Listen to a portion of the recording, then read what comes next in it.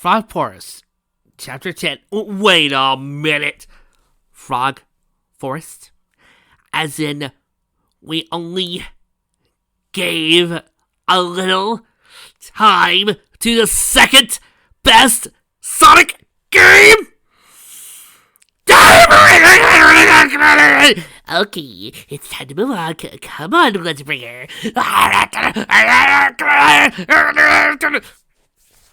Oh, brother, what's Trixie going to do? Ha! Trixie knows. Here, let's bring her. Kill the bikini. I don't care if her heart will belong always to Vax. One day you'll be mine. Winning on Rarity. Yeah, I can't believe this. Why does Rarity take this long to get all pretty? Seriously, where does she think she's going? Rainbow Dash complained.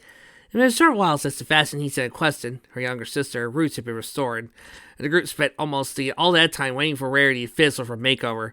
Since he had slightly ruined her mascara and eyeshadow during her drama queen moment, and rejoined them in the boutique showroom. Alright, Vic, I'm gonna stop you right here. You've been decent so far. I feel like Sonic could have been done a little bit better, and you're repetitive at some points, but overall, you've been doing pretty good. However, you flatterize Rarity at any given point, and we will have words. Well, you'll have words. I'll have my trusty rock. Fluttershy spoke. Oh, I'm sorry it won't be much longer, Rainbow Dash. I mean, Rarity doesn't exactly know the situation, but he knows this is really important. She just wants to make sure she looks her best, like she always does. Rainbow Pegasus sighed. I know, Fluttershy, it's just... We also told her that we need to get going for that same reason. You think that kind of urgency would be enough to convince her this isn't a good time to be taking her time? Sleebell, who was passing his time by playing with Scootaloo and Cheese, said, Yeah, that would be nice, Rainbow, but of course Rarity would never do that. We all know how important her looks are to her. Spike sighed to himself. He leaned back against the showroom stage. Well, of course, Rarity isn't just size. She's also beautiful. Why wouldn't she want to look perfect? Anything less than that would be a crime for a pony as beautiful as she is. He evidently breathed a little louder, which that he meant to, because on the other side of the stage, Applejack spurted to herself as she sat with her back up against the stage. Sonic, who was lying on his side at the top of the stage, resting his head on his right hand, all but his eyes had moved to Spike's direction, raising an eyebrow. It returned to his normal position a moment later, and he smirked as well, closing his eyes again. Twilight turned her head to look over at the two, having spent the last couple of minutes talking with Tails about where the new reading was coming from, how the radar worked, and some of the other machines the Fox had worked on. She excused herself and walked over to the stage, stopping a short distance away. Applejack? Sonic? She asked tentatively. When Applejack pushed the brim of her hat up, and Sonic cracked his eye open, she said, I know it's taking Rarity a long time to get done, but try not to fall asleep, okay? Sonic smiled. No worries, Twilight. We're not having any trouble staying awake or anything. It's just like this is more interesting than standing around doing nothing. He tilts his head toward Rainbow Dash at that. The silent Pegasus hovering over Twilight's shoulder as she looked down at his radar. Her forelegs crossed as she continued to wear an impatient look on her face. Applejack died. Yep, well you go fall asleep on your sugar cube. There's nothing we can do to split things up, so might as well keep it down. If we all start making noise, the Fuzzbug and Rarity won't be able to concentrate. It'll just take her longer to get to making herself pretty.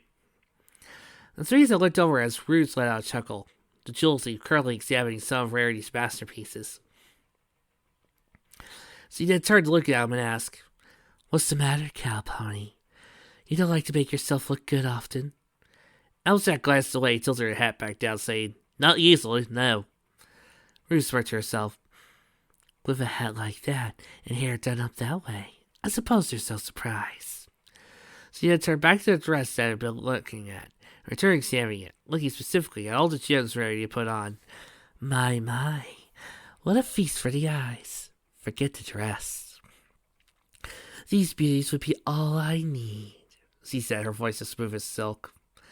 Cream, who was standing a short distance away, overheard and spoke. Miss Roots, I know this jewel's like really pretty, but I must ask you, little Winnie Eye. Miss Rarity must have really worked really hard to make that dress. Roots turned away from the dress and looked over at the rabbit, saying, "Oh, don't worry about that, Creamy. I'm not going to take anything." While there are witnesses around. Before anything else could be said, everyone heard Rarity call, "Sorry to keep you all waiting!" They all turned to look at the stairs, hearing Rarity's footsteps coming down upon them. I would have been down here sooner, but Opalescence got a little clingy with me.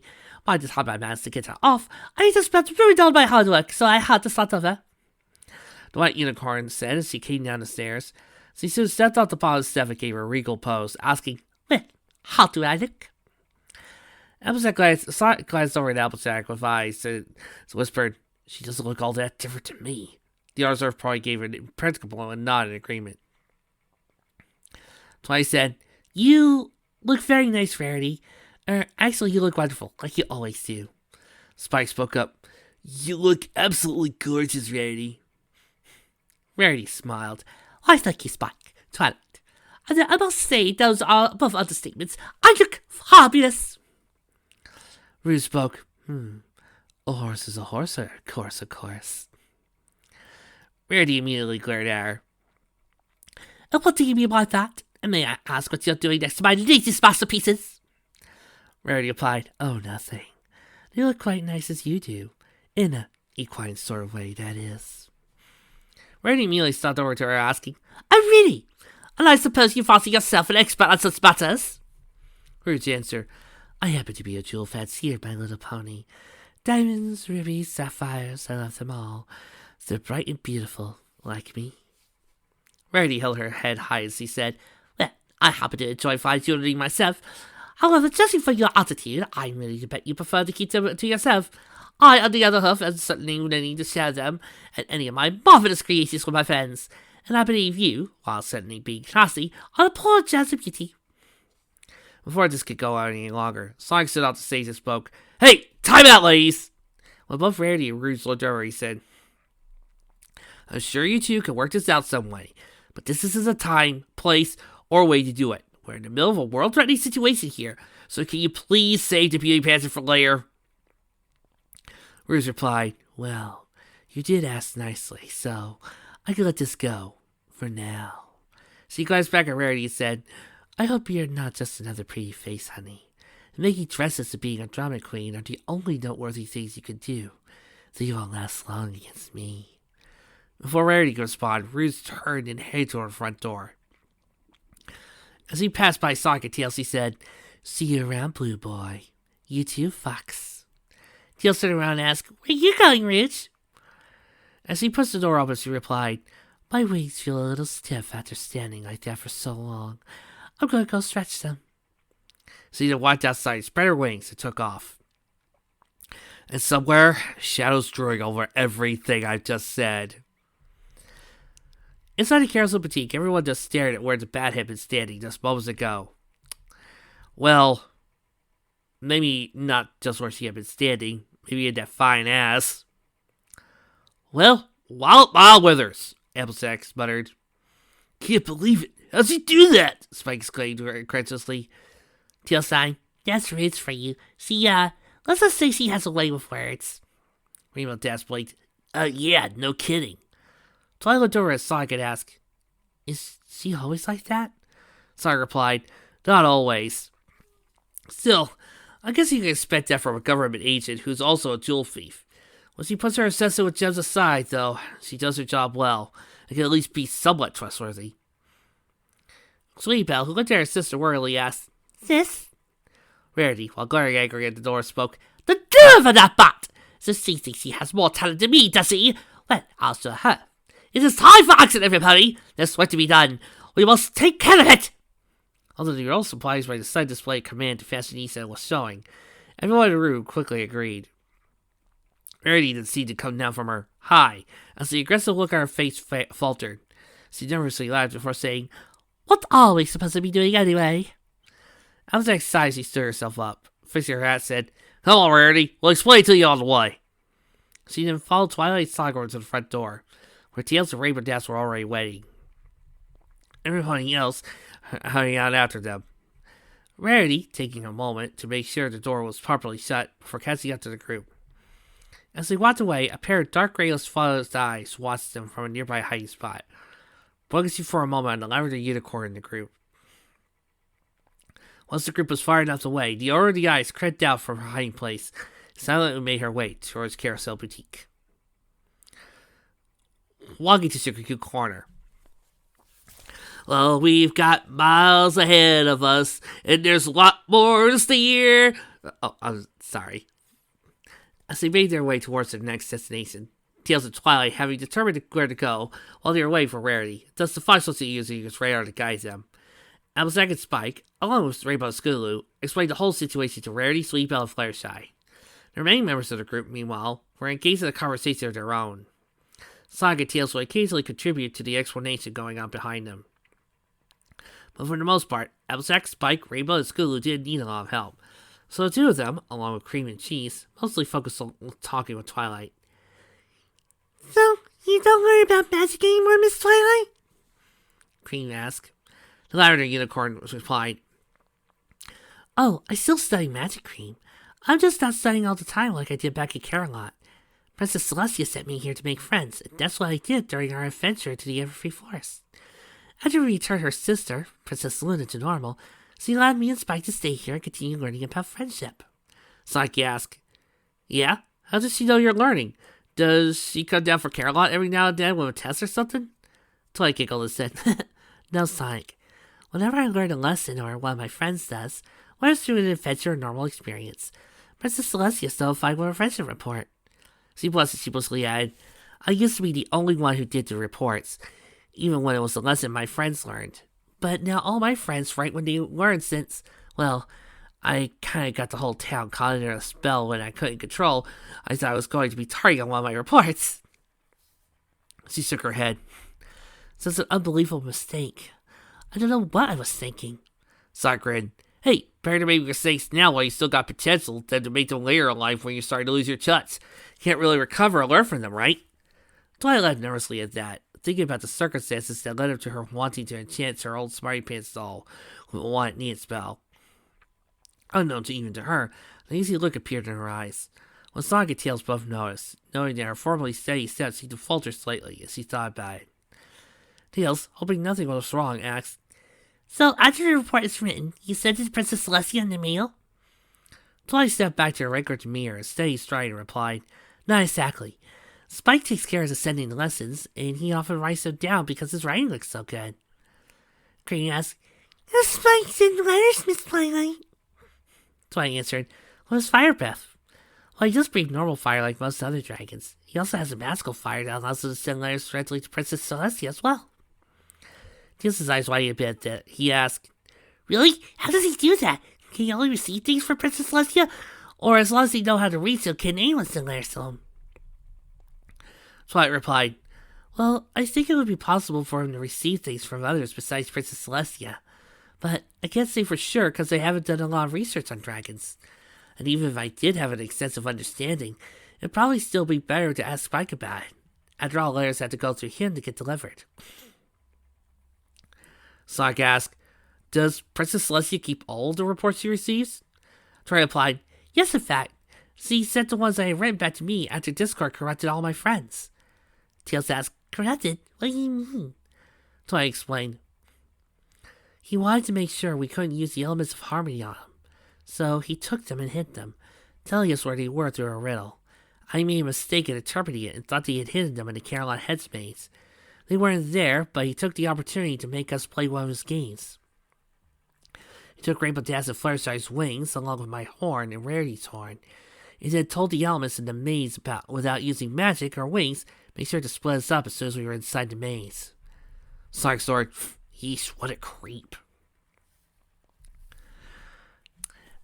Oh, and can I just say something about that?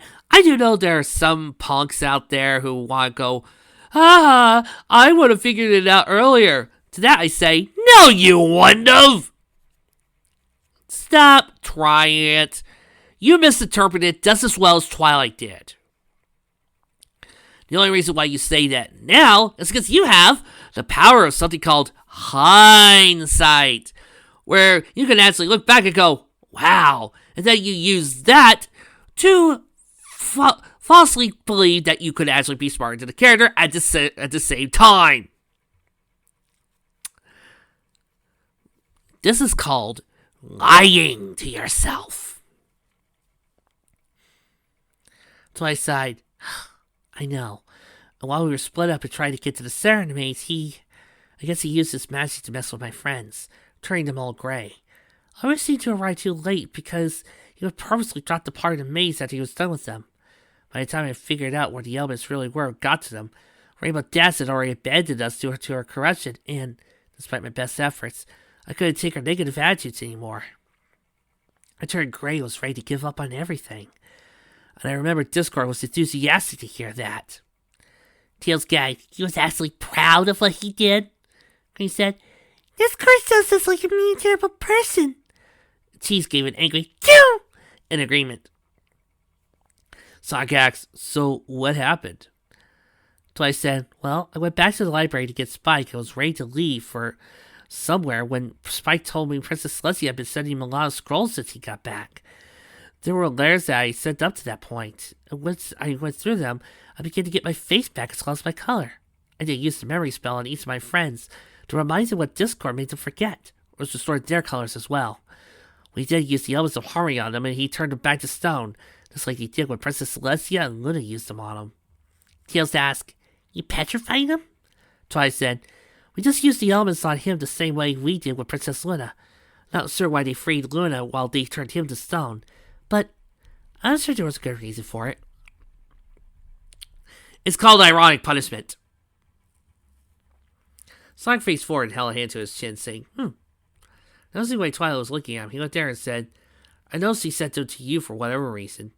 Maybe because he thought you needed help or something. But I wonder if Princess Celestia would let someone borrow those reports to look over if someone asked. I bet Blaze would be interested in reading them. Tails smiled. Yes, he probably would. Looked over at Twilight and asked, We told you about her, remember? You know, the princess that tried to do everything by herself, didn't want to make friends until she met Cream, Cheese, and the rest of us? Twilight smiled. Oh yeah, I remember you telling me about her. So her name is Blaze, huh? I would really like to meet her and get to know her. Cream and Cheese both looked happy to hear that. Twilight then looked forward and after a moment of thought said, Look, we're almost at Sugar Cube Corner. Cream asked, Oh, really? Tails said, That didn't take long at all. Sonic nodded, yeah. He then looked back and called, Did you all hear that? We're almost there. Everyone perked up at that. Applejack, Rainbow Dash, Lou, and Spike looking like they needed to hear something good after explaining things, probably having to deal with Rarity's response to every detail. The whole group began walking faster, heading for the local bakery. Meeting with Gilda. As the Sugar Cube Corner came into view, it didn't take long for everybody to notice something was going on. From where they could see Knuckles, the mayor, and Gilda standing in front of the bakery. They could also tell that Gilda was arguing with Knuckles and the mayor, the two of them standing next to each other. Intrigued, the group quickened their pace. Tails, Twilight, and Cream hoping that Knuckles wasn't going to escalate the argument. As they got closer, they heard Knuckles say, I don't care what your story is. The mayor has made it very clear to you, several times on my now, that Ponyville is in a lockdown situation. No one's allowed to be out on the streets unless they have a good reason, and unless you're born is not a good reason. Gilda sneered. Oh yeah?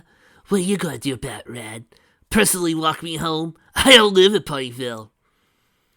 Knuckles growled, Oh, you think I'll care, Dial?